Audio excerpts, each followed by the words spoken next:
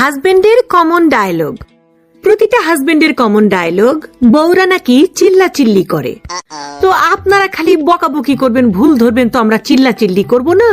তো প্রতিটা হাজবেন্ডদের বলতেছি, প্রতিটা পুরুষদের উদ্দেশ্যে বলতেছি, বিবাহিত পুরুষদের উদ্দেশ্যে, বউরা যখন চিল্লাচিল্লি করবে কোনো কারণে, তখন তাদেরকে বকাবকি না করে, হ্যাঁ, তাদের মুখে 20-30 হাজার টাকা ছুঁড়ে মারলেই তো পারেন। এত বকা দেওয়ার কি আছে? বকা না দিয়ে 20-30 হাজার টাকা দিবেন, মুখের উপর একদম ছুঁড়ে মারবেন, ঠিক আছে?